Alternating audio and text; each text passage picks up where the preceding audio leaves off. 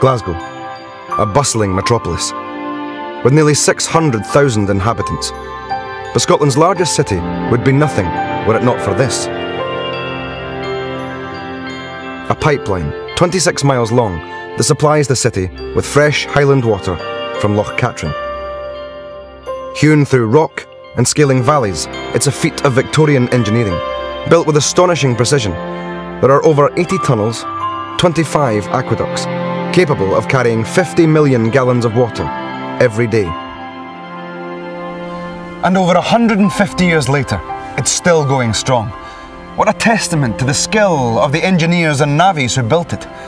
But how and why did such an ambitious and audacious structure ever come to be built?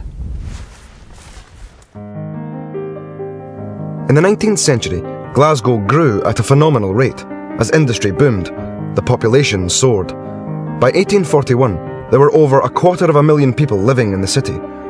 While a few made their fortune, the majority lived in grinding poverty. Conditions were dire. Clean water from private wells, the preserve of the rich.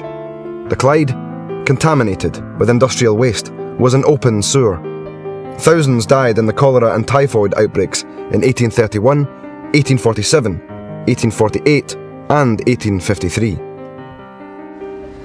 Families were crowded, often several to a room. Human waste was tipped from buckets high above onto the streets below, and you didn't want to be walking past at the time.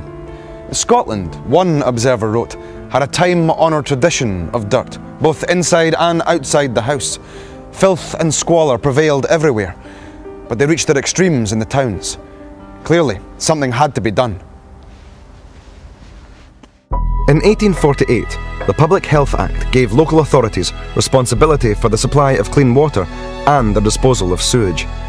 It was a civil engineer from Yorkshire, John Bateman, who concluded that the fine quality of the waters of Loch Katrine could meet the city's needs.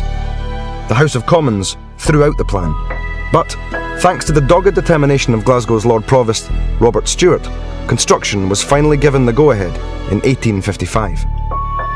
Today, those who work in the water industry marvel at the sheer scale and endeavour of what was achieved. So the landscaping was done at the same time as the building of the aqueduct? Yes, it would have been all part of the original plan from Bateman. So Louise, here we are at the Mogai Reservoir, where the water reaches the end of its journey. But how does it actually work? Well, the 26-mile long aqueduct, it's extraordinary precision needed. It's an 8-foot by 8-foot channel, and it falls only 10 inches every mile to actually get here entirely by gravity. Who would have actually built it? Well, there'd been a huge workforce from all over the UK, Scotland, Ireland and England, and in fact in some areas the workforce had their own encampments, like round Loch Katrine, and that actually even had its own school. Really? Yeah. And even though there was such a large workforce, did it take a long time to construct? It didn't take too long. I mean, it took 3 years to build the 26 miles of aqueduct, but in some areas the progress was very slow. Around Loch Katrine they were doing 3 to 4 yards per month, and that was even with the workforce working around the clock and drilling and blasting using gunpowder. So this was before dynamite then? Yes. Of course. Well, please lead on. Yeah, Find some let's more. see the rest. According to John Bateman, at its peak, around 3,000 people were employed, excluding the iron founders. At the head of Loch Katrine, the turf and timber village, nicknamed Sebastopol, was constructed, home to several hundred people with stores, a schoolhouse, church and reading rooms. On the 14th of October 1859, Queen Victoria stood on this very spot to officially open a marvel of engineering. Using a silver handle, she opened a sluice, and the pure waters of Loch Katrine flooded through. Its destination, the city of Glasgow.